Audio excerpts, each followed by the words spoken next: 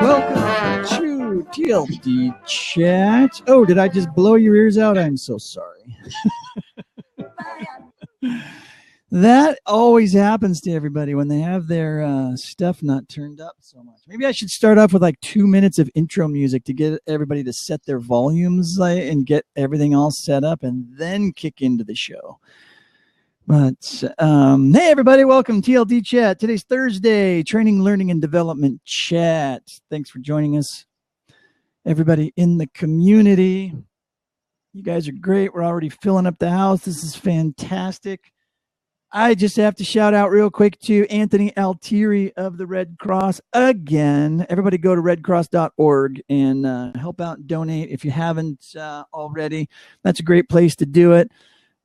Anthony is also looking for people with any sort of technical skills to help them go down and set up communications channels and ways for all of those pros that are down there and all those volunteers that are trying to help out with the aftermath of the weather in Houston, is a kind way to say it, right?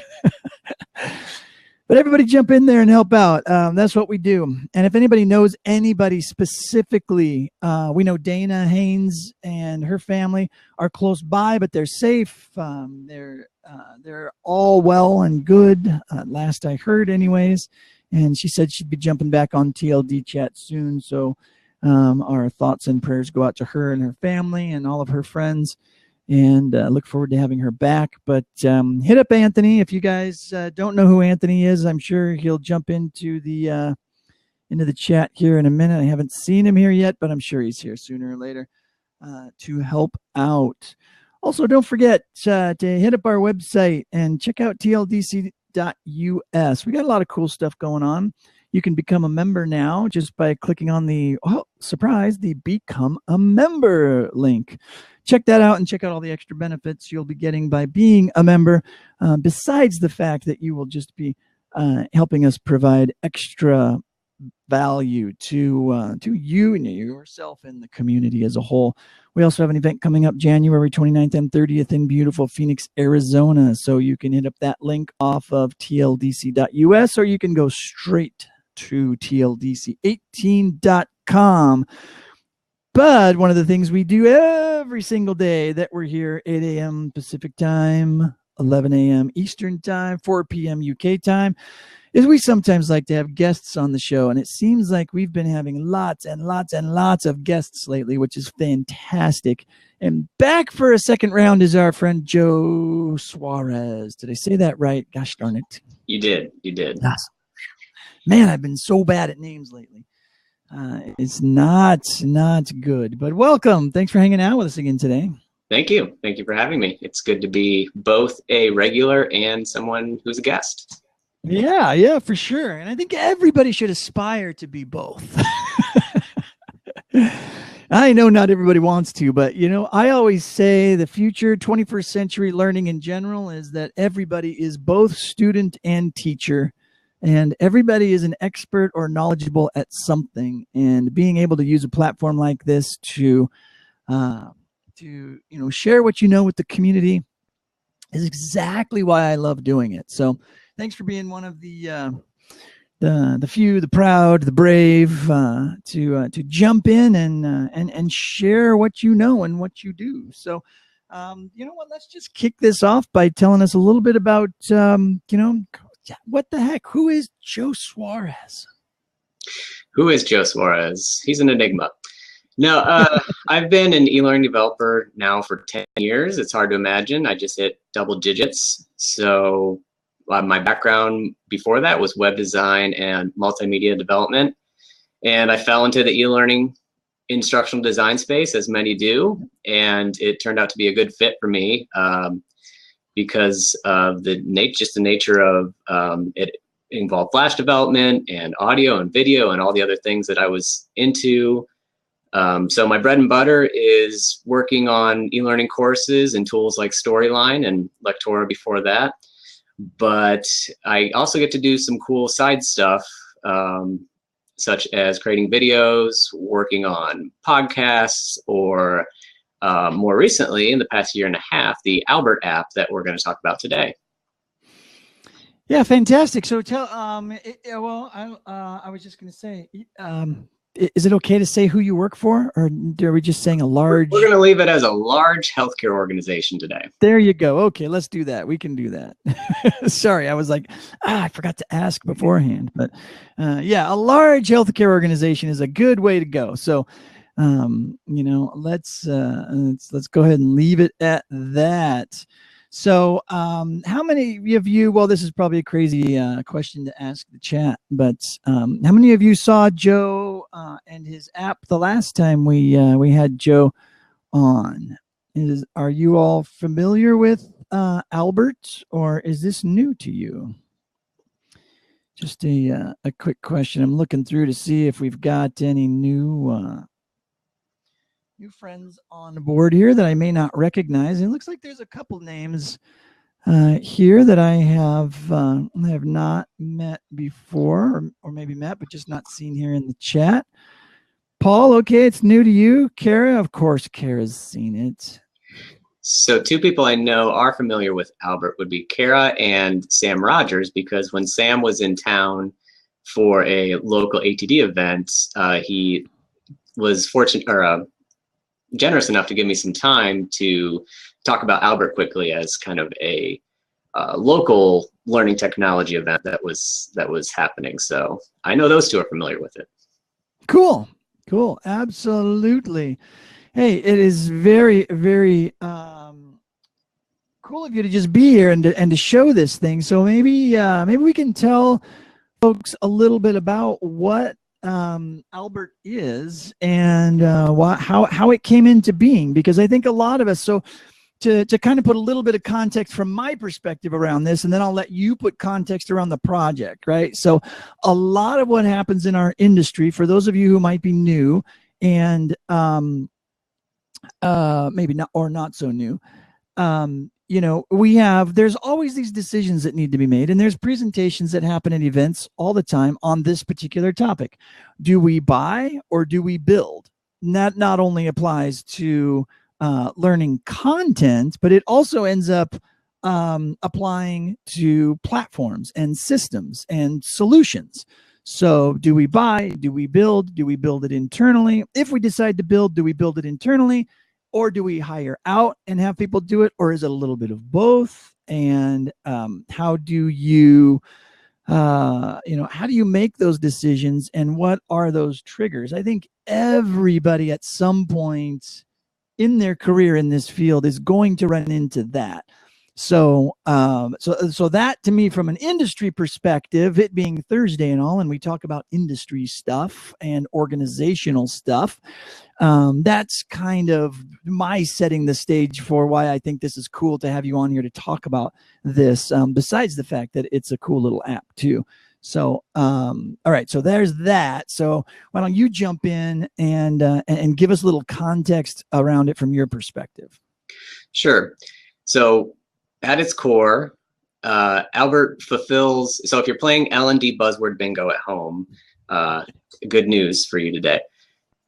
Because what Albert is at its core is a mobile performance app for delivering just-in-time supplemental reference material in the form of job aids and video, aka microlearning. Bingo. There we go. So to give some context, I'm really looking forward to getting into the nitty-gritty of what that is and how it works and the problem we set out to solve. But I need to provide some context for who Albert is designed for, basically our training audience. So as I mentioned, I work for a large healthcare organization, specifically a niche business unit of that is known as Nuclear Pharmacy Services. And they create radioactive drugs. And as you can imagine, that work is very complex. There's a lot of scientific processes that go into all of that. It's highly regulated, as you can imagine, as well. And it's really interesting stuff. And not having a scientific background, I came in this position a couple years ago, diving in, trying to learn as much as I could. And I won't lie, I have some problem keeping it all straight in my head. But if there's one thing I like to keep in mind, it's this one equation. Oh, there we go. Why is it not? Oh, let me zoom in for you too, so we can get. I just want the next slide.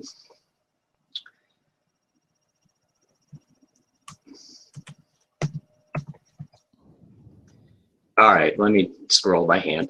I like to keep this equation in mind. It's, you know, radiation is bad. That's an excellent equation. So obviously we practice radiation safety at our facilities, but radiation is dangerous stuff to work with. So if radiation is so bad, how can radioactive medicine be a good thing? That sounds like it's an oxymoron of sorts. So in some rare cases, radioactive medicine can be used, but the majority of the time it's used for diagnostic procedures such as PET scans or combination PET-CT scans. And PET stands for positron emission tomography. I know that much. And in order to undergo a PET scan, a patient needs to take a dose of our nuclear medicine. And once they do that, they wait a few minutes. It localizes in a part of their body, as I understand it, that literally makes their organs glow under a special camera. That's the PET process. PET CT scan process as shown here. So that process, that entire process starts at one of our manufacturing facilities. Yep, there we go. All right, so that is the radioactive. So is that a Geiger counter that he's got? It is a Geiger counter. Each one of our sites has active Geiger counters clicking away, and not many people necessarily know this, but there's always radiation in the air. It's known as background radiation, so it's slowly ticking a little bit, which the first time you walk into one of our facilities is a little unnerving, but it's normal. What's not normal is if you start to hear that clicking very fast. That's when we know something didn't go well. Yeah. The gentleman on the right in this picture is holding a pig. I don't know why they're called pigs. I can't get anyone to explain it to me, but they're called pigs. And inside that, it's just a leaded tube essentially, and inside is a syringe with one of our doses of nuclear medicine. So the shielding is obviously to protect from the radioactive material. Gotcha. So I think I've set the groundwork here to say that what we do is complex, it's dangerous, and it's important because based on the results of the diagnosis, someone could receive some very good news or some very bad news. So we take what we do very seriously, and it's time sensitive due to the radioactive decay of the material. So our products have a viability window of only a few hours. So our production facilities run third shift so that the doses can be shipped out and get to the hospitals and imaging center to the patients the next day. So that's setting the stage for the context of Albert. Do you want to segue anywhere before I go into basically a scenario for when Albert will be used? Yeah, let's look at that, right? So it's, I mean, obviously there's a lot of equipment involved, and there's a lot of technical stuff, and I don't think we need to dive too much into it. This is a great overview, right, of just for those who maybe aren't familiar with it a little bit, but you know, we could just keep it at, hey, listen, this is high-tech medicine stuff. There's a lot of high-tech equipment involved, and this slide is great, right? Complex, dangerous, important, time-sensitive. I think a lot of us work in businesses where those four elements apply, right? And so you had this issue that you had to deal with. What was the main, you know, business problem that you were deciding to solve based on this context? So I can't actually get in too specific on what the problems we were set out to solve are, but I can run you through a scenario that will kind of highlight those. Okay, cool. So I'll just go forward with the scenario I have. So if we imagine, this is an image of the lab in one of our production environments. So if we can all imagine that each one of us has been hired to work in our production facility in the QC lab. So the QC lab tests that day's run of nuclear medicine, essentially. So they make sure that it's good to go. And QC being quality control. Exactly. Okay. So they make sure that the batch is good to go. It's safe to for patients. So as a new hire in the PET lab, obviously you've been trained and you've been qualified to do what you need to do. But there's, as we know, there's still a knowledge gap. You know, there's a learning on the job component that still needs to take place. So let's imagine a scenario where it's just you and your manager in the QC lab, and he needs to step out for a little bit. So he's left you to it. And of course, Murphy's Law, no sooner than he steps out, something goes wrong. So you go to fire up a piece of equipment known as the gas chromatograph. That's not important. Just we'll call it the GC for short. All right. And normally when you hit the on button, it starts to heat up. There's a heating element in there, and you can see the temperature goes from room temperature to, something hot that allows it to do whatever the GC. But today it's not working. So before Albert, what one of our technicians would do after freaking out would be to maybe refer to the SOP that they will always have in front of them. And it may describe the situation, it may not. An SOP is not necessarily there for troubleshooting. So the next step, maybe they log into the LMS and pull up the e-learning course. Maybe that would fill them in, but that would be very time intensive, as we know. So the next step would be they would need to call somebody up and ask for help for what's going on. That's the old way. The new way now with Albert, one of the problems we set out to solve, allows them to, well, let's just get into what Albert is. So Albert is a web app that is on iPads that we've sent out to all of our labs. And the first thing they would see when they pick up the iPad, they tap on the Albert app on the home screen, and up pops the login screen.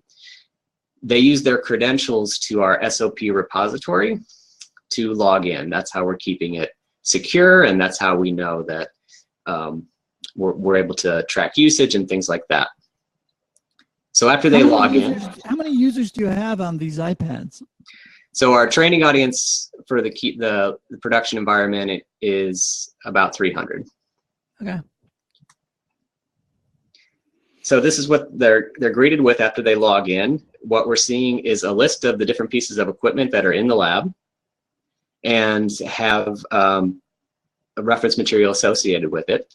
So like we said, we're working with the GC today. So I'm going to click, or in case of the iPad, tap the GC, and what I see here is the different models that might be in my lab. So I know I'm working with the Agilent, so I'll tap on that, and what pops up are all the different reference material items related to that. So since there's a lot, I can switch to the list view, and I know I'm troubleshooting why it won't heat up properly. So I'll filter down to just the troubleshooting pieces of content. And I think this might be it here. So I'll click on that, and it gives me a description, and that looks good. So I'll click View. Now, since I'm on a PC in Chrome, it downloaded it, but on the iPads, it actually pops right up. So what I see here is a troubleshooting guide, essentially, from the vendor. Okay. So maybe somewhere in here I find what I need and I'm good to go. But let's assume I still need a little bit of help. Or maybe I find out at this point I need to perform some maintenance on the GC to get it working properly. I can go back to Albert and go over to maintenance, and let's see, FID jet replacement. That looks like what I need to do. So I click on that, looks like a good description. I click View, and what pops up is a video.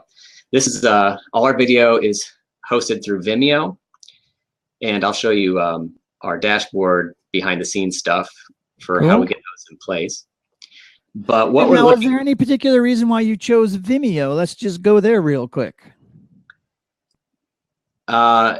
our enterprise video solution is non-existent, so we needed something for this. And YouTube didn't have enough privacy controls. Vimeo, we're able to make our entire channel private, so it's not listed, it's not in search results, and I can also control each place that the video can be embedded. Okay. So Cool. in our settings, I say only have these videos be embedded in our LMS, our intranet site, and Albert, so that I know no one's posting these videos to Facebook if they somehow find the link. Okay. So what we're looking at is really cool because, and this fits into the microlearning buzz. So what's happening is this is a subject matter expert in the field. He has a GoPro attached to a head strap, and I know you can't hear the audio, but unless it's coming through in my speakers, but he's walking through this maintenance step. So he's performing the maintenance, and if I were a technician, I needed to do this myself. This would be very similar to having to pull up maybe a YouTube video on how to change a tire if I got a flat tire on the road. This is very similar process. So any questions, since I'm throwing out a lot of stuff. Is there any questions? No, this is all good. I was just checking and responding to some questions in the chat. So just to at the risk of oversimplifying things too much, Kim was just asking for some clarity, and I think she sort of nailed it. But she says, so you've parsed out the manuals and documentation from the equipment manufacturers and other sources and put it in the Slick app users can use instead of the big 5-inch notebooks and whatnot. Pretty much. So it's both that documentation is all in one place, and now we have additional content that we created just for Albert, both on our own. We went out to the sites and filmed some stuff, and like we're looking at now, user-generated content, which we're fortunate enough to have some luck with. Yeah, so you were mentioning that the last time we talked, that you do have people who are capable and willing to do that kind of stuff when they're on a piece of equipment or whatnot and something needs to be shot, and they're using GoPros, I think you just said.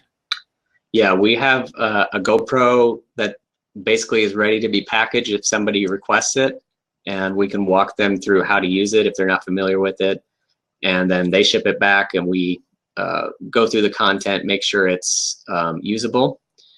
Which brings up a good topic that we could get into about quality, essentially. So the video we're looking at is not to my own personal quality standards. I wouldn't want to release something like this, but for the amount of content that we needed to fill for this app, essentially it's good enough. It fits the need for what we're looking for.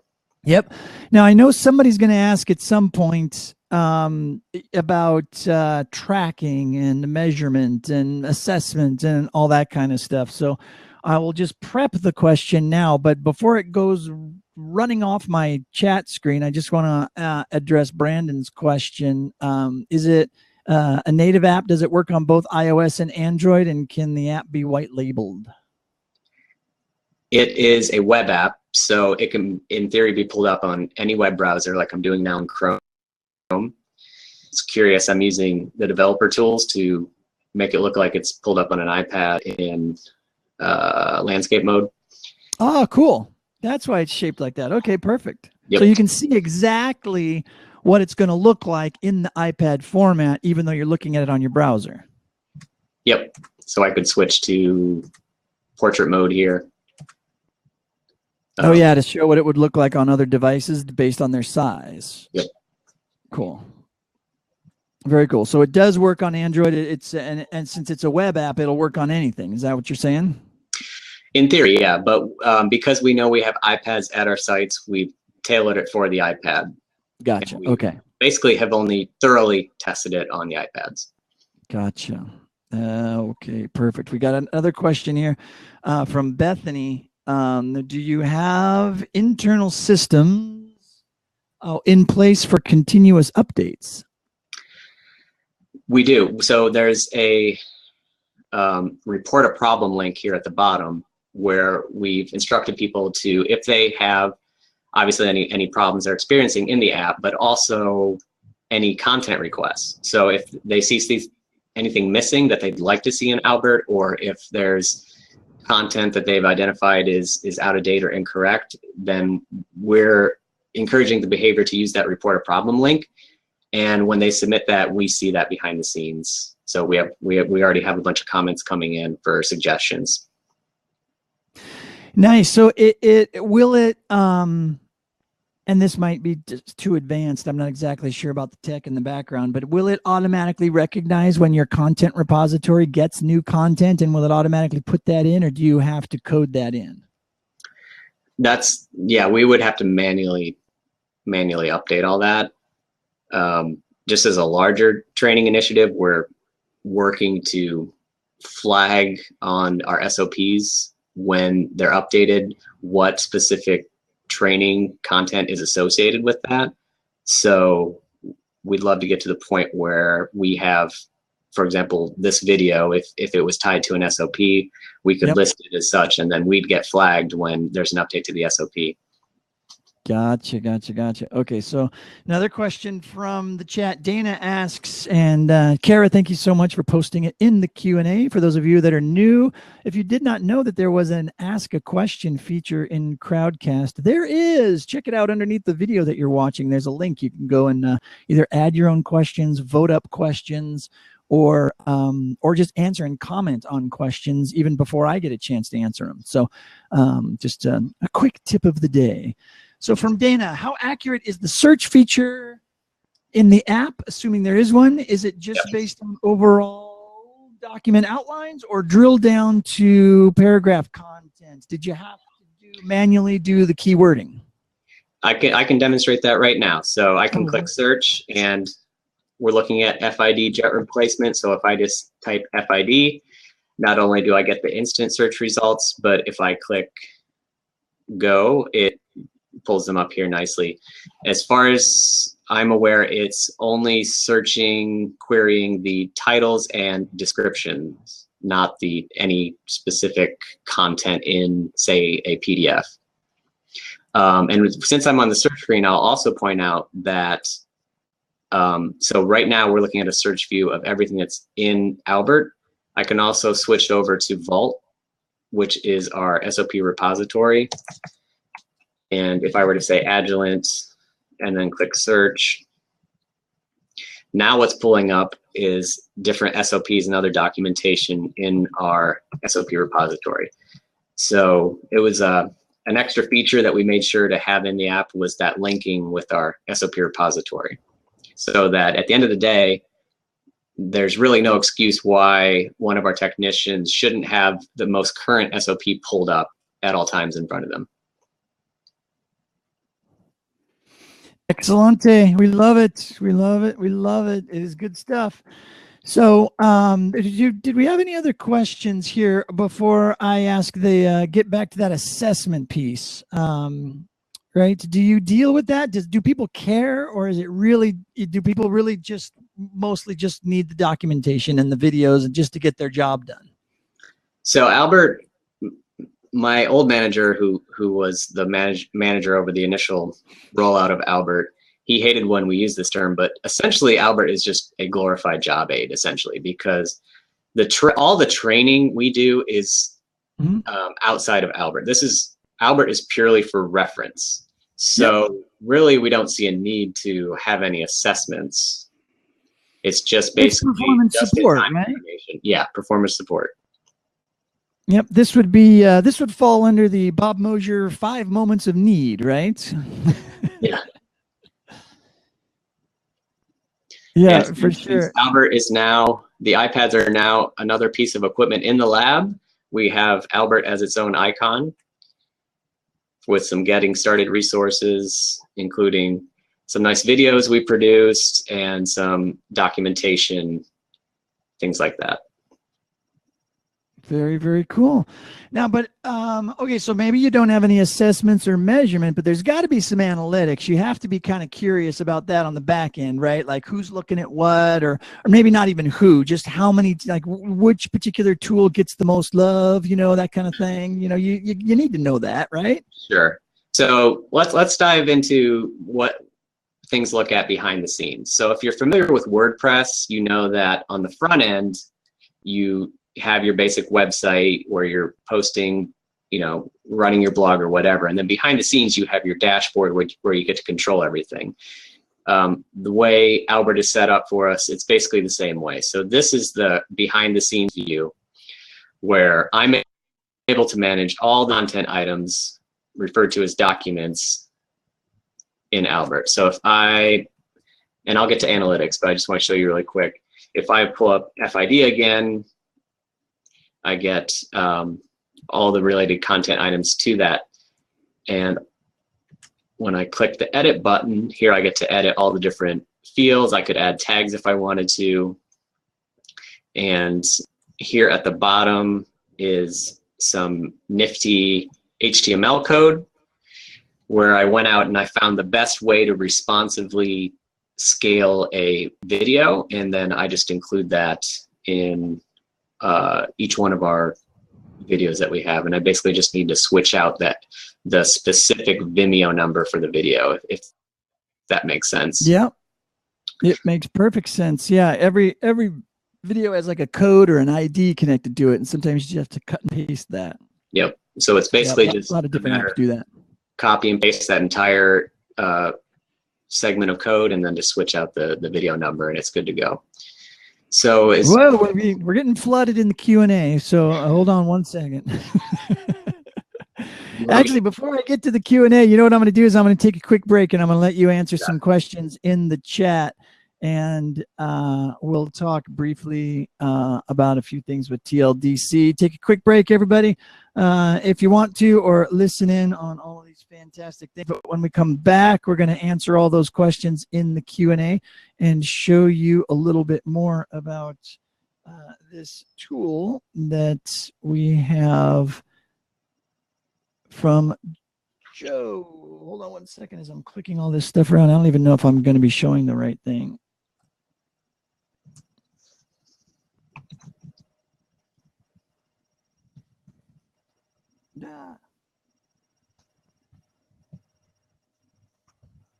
There we go. Wow, that's fun how that works.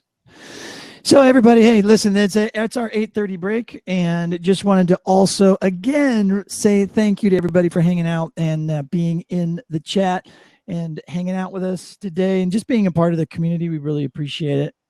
Also, if you are still looking for ways that you can help the victims of the storming happening in Houston, hit up Anthony Altieri, and he can help get you engaged. Dana, I don't know if you were here. I don't know if she's even still in the chat or not, but Anthony's helping out, asking for volunteers if people want to actually go down and be, oh, you are here, Dana, hello, for technical stuff. So I don't know if you were here earlier when I mentioned it, but Anthony was here on I want to say Monday, and he was telling us about all the volunteer work that's going on down there and what people can do to sign up, and that they will be down there for months, and they need people with some some basic technical skills that can go down there and help keep everything up and running. So so hit up Anthony, and he will help do that. You know, it's interesting. I don't know if you guys use that app called Nextdoor, but I saw a whole bunch of posts in my local Nextdoor in my neighborhood here of folks doing collections and having things they want to send, and everybody was getting together to get a shared truck, a big semi truck, and to just fill it with all the donations from our immediate neighborhood, and see if somebody could drive it all down. It's just really cool to see stuff like that going on. So lots of work left to be done, And Dana, as part of our community, our strong community member and friend of TLDC, is right in the thick of it. And so if you guys really want to, know what's going on and talk to somebody experiencing it firsthand, Dana is there. I'm sure there are others in our community as well that maybe I just don't even know about. So feel free again to reach out. And if there's anything we can do, if anybody has any ideas, something that we can do as a community, let Luis and I know as well, and we'll see if we can pull something together. Because I think as a group, there's got to be something we can do besides just helping Anthony and sending people his way and promoting the redcross.org website for people to donate and all of that. So I would still highly encourage that as well. So that's my public service announcement for the day. And again, appreciate all of you folks for hanging out with us and being a friend of TLDC and becoming a member. We have so many extra little benefits that you get along with becoming a member. One of which is getting the opportunity to have a member day. You get to choose the conversation. You get to choose the topic. We get to help you. Think of it as your personal super hyperactive consultancy, where you get to come in and anything you're wrestling with in your business, with your training team, with projects that you're working on. We have the collection of experts in the industry that will be here to help you out and answer those questions specifically. So that is just one of the many extra little benefits that we offer. And of course, if you're a community member, you could just reach out into the chat and ask, but we like to give you a day that is fully devoted to you. So just one of the many little things you get on the side, little extra ones. And Brandon, thank you so much. Good to see you here too, by the way, sir. I hope Michelle is doing okay. Thanks for jumping in and becoming a member. We really do appreciate that.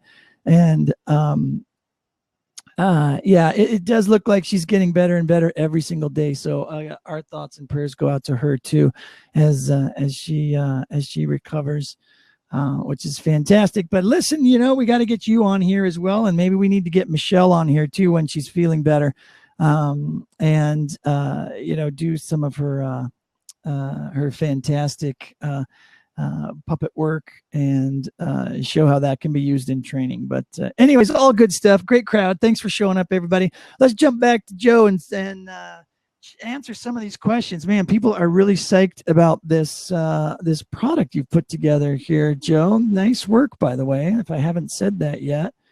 It is very slick. So let's just jump right in here. Kim asks, you mentioned something earlier about liability. How are you addressing the possibility that user-generated content might cause issues somewhere, sometime, that would open you up to lawsuits?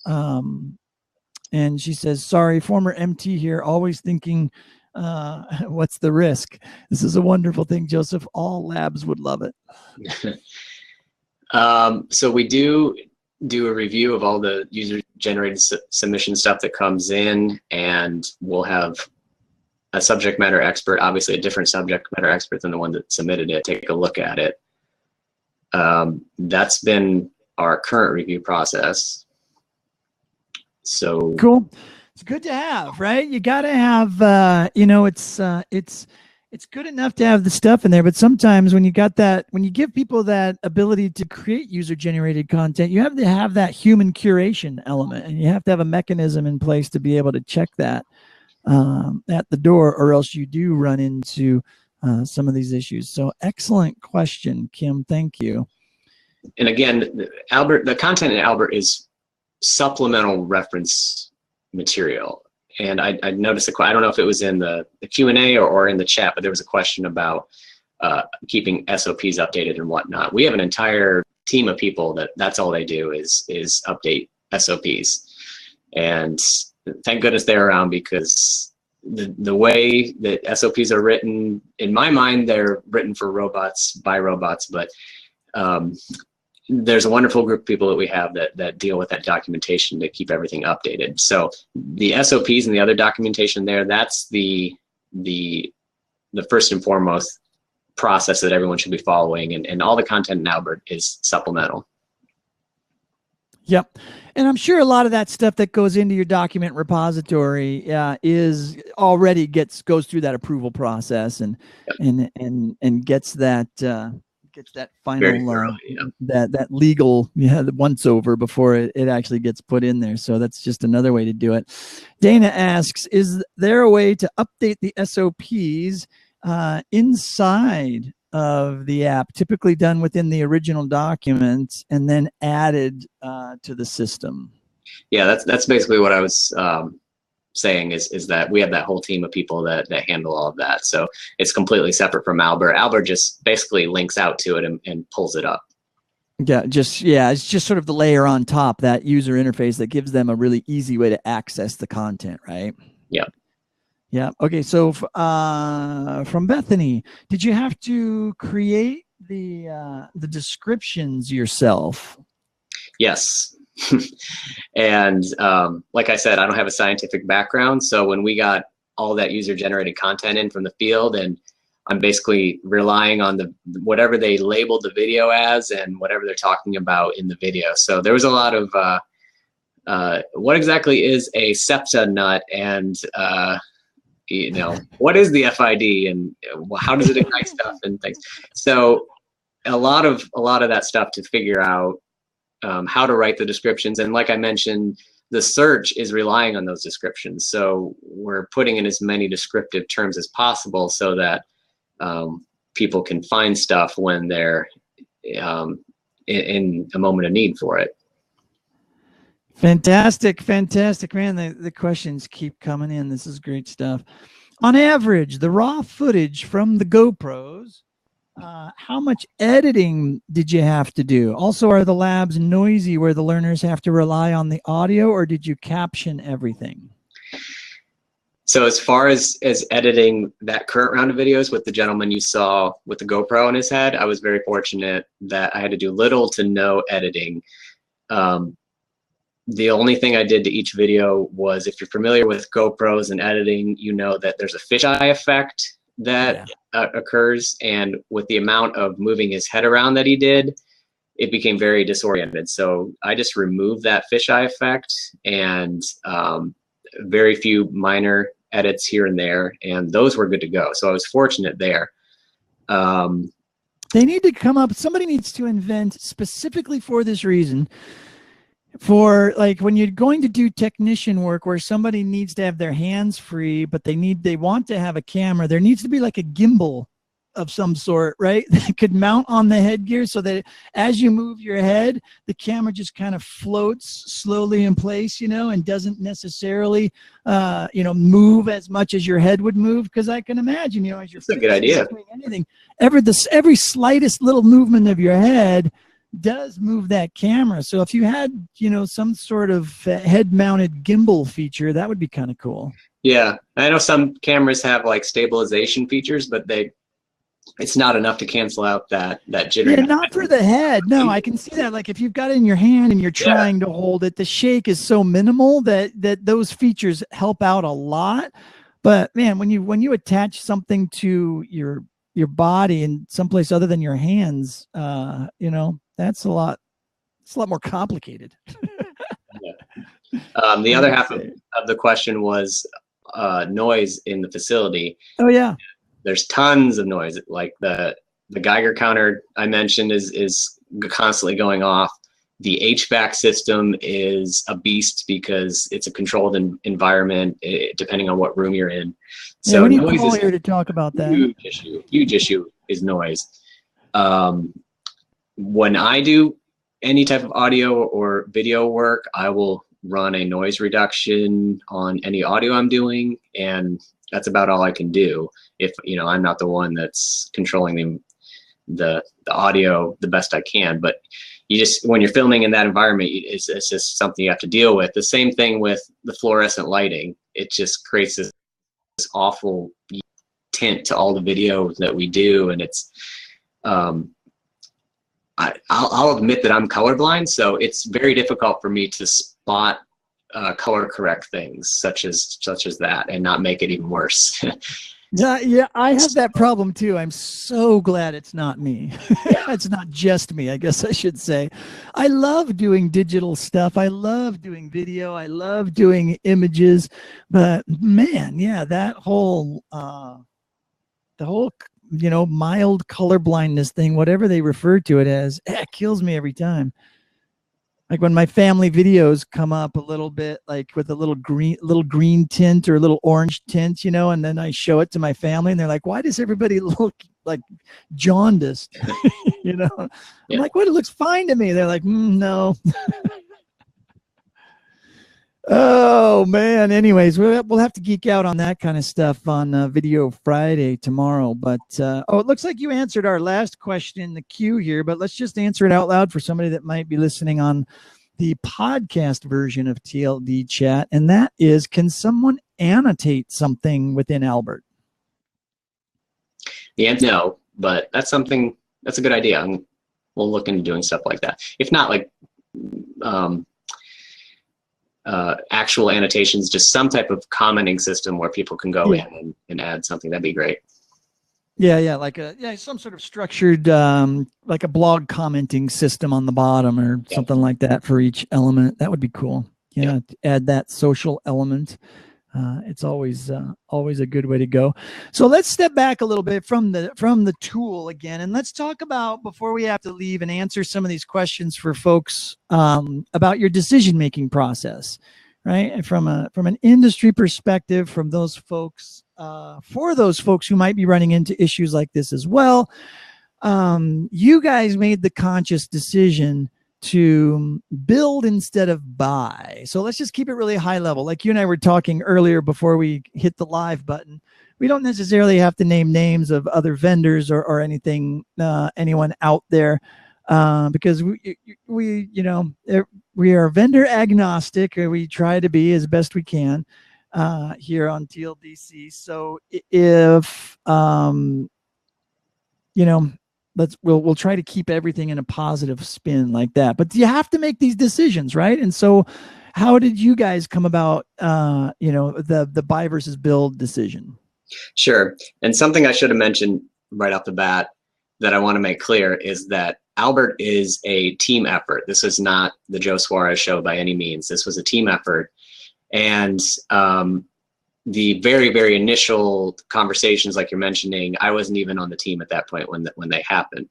But I do know that we did have this decision that went into effect, where is this something where we build internal, or is this something that someone else, an existing, not off the shelf, well, I don't know what you refer to it as, someone else can customize some type of service or solution for us.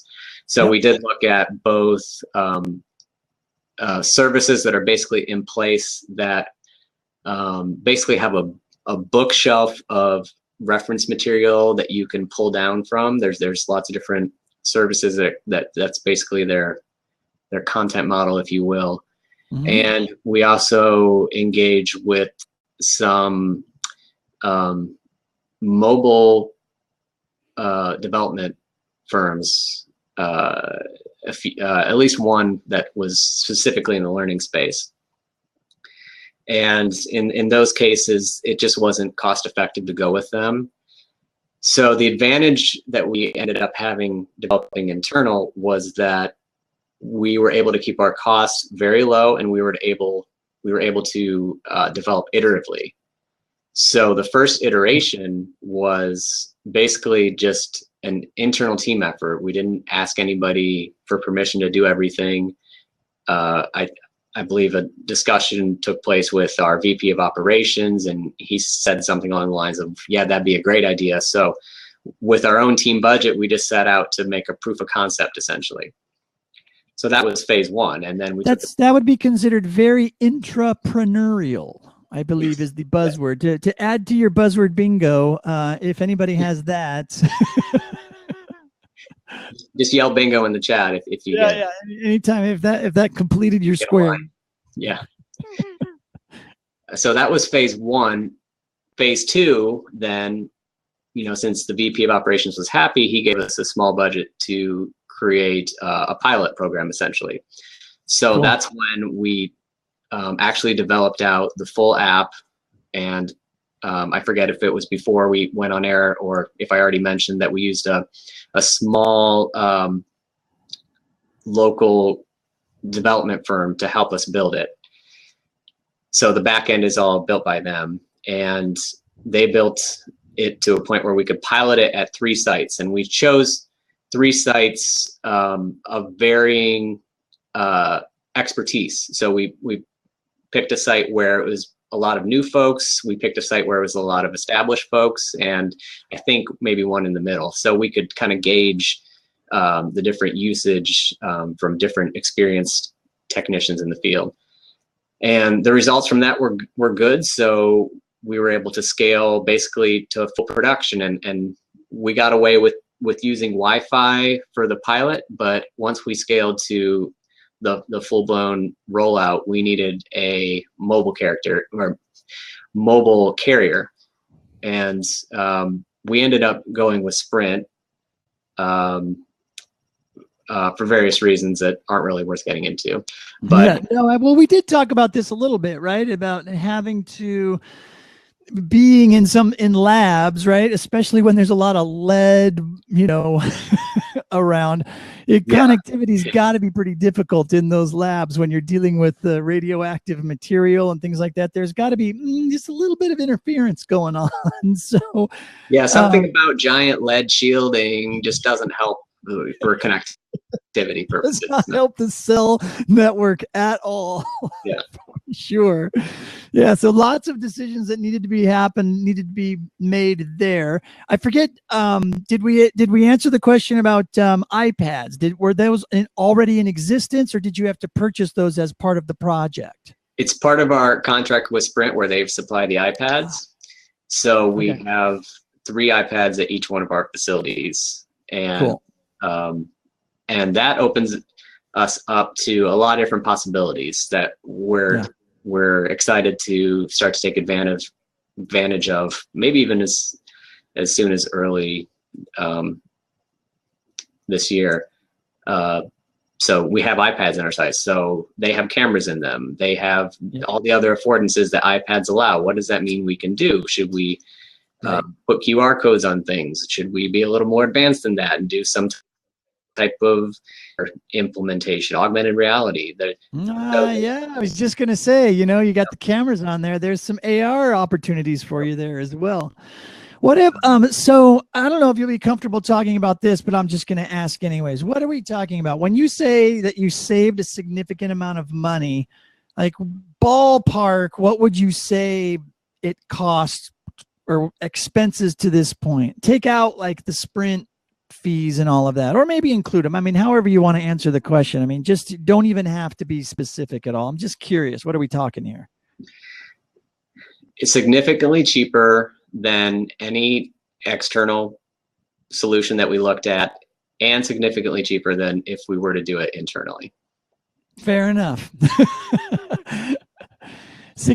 Oh yeah, that's right. So you did use an external vendor to do the development work for you. So you guys did the design work. You guys basically crafted what you wanted, how you wanted it to look, handed that or worked together to create that with the development firm, and they went ahead and created the product for you. Correct. Got it. All right. And we did have to have a moment where we did need to work with our internal IT folks to get AirWatch installed, and they had to work with Sprint, and I wouldn't say we surprised them with the fact that we had iPads. They knew from the pilot that this is something we were doing, but perhaps because we didn't do the entire thing through the proper channels, that by the time we got to the point where we needed them to help us get AirWatch installed and everything, that's where we encountered the most roadblocks and delays to our timeline. Yeah, perfect. That's where it always happens, right? I always tell everybody, find your IT buddy. Everybody needs to be with IT, no matter what you're going to be doing, no matter how this decision turns out. When you're faced with buy versus build or whatever, you're always needing to get connected with your IT department. So despite all of the fantastic knowledge everybody has learned and picked up today and the little tiny bits of why your decisions were made, if I were to tell anybody anything at this point, I would say if you do not have a direct connect, like if you don't have a hotline into your IT department with somebody that you trust and somebody that's a fan of you and your department, you need to get that, and you need to get that person and find them and make sure they're as high up the ladder as you need them to be, because that is the only way you're going to get this kind of work done inside of it. And whether you decide to buy or build, you have to have it. You have to be connected with your IT department. So I cannot emphasize that enough. It just always ends up feeling like that's something that just needs to be said, because I just think people forget. We get busy doing our design work and our course releases and all the other stuff that we do. So knowing your IT department often feels like, well, I just have to go submit a form, or I just have to set up a meeting with the CIO or whatever. And it's always a heck of a lot harder. It takes a lot longer to get on their calendar than one might think. So start building those relationships now, so that when you really need them, they end up being there for you. So Tip of the day, or maybe we'll call that Brent's rant of the day. Can't agree more. Yeah, it's probably critical for the success of your project, right? I mean, they very easily could have been the nail in the coffin, right? They could have killed the project right there, dead on the spot. Yeah, and there were times where we were very concerned that something like that may happen. And it's not just a matter of getting their buy-in and getting them to confirm that it's something that they need to work on. It's getting on their priority list to make sure. There you go. Yeah. It doesn't get pushed to the back burner, because at least in our organization, with a lot of mergers and acquisitions, anything that's steady state or is fine is kind of second banana to all the other big fires that are occurring. Exactly, right. And that's where the relationships come in, right? It's a lot easier to get pushed up that priority list when they like you and they know you and they feel like it's, like they want to. I mean, we're dealing with human beings here, right? There is no easy way to go around this stuff. And the best way to get anything done is to start building those relationships early. So it's all good stuff. Hey, Joe, I just have rambled on this last question long enough, and we're hitting up on that 9 o'clock hour. Thanks so much for hanging out with us today and showing us Albert.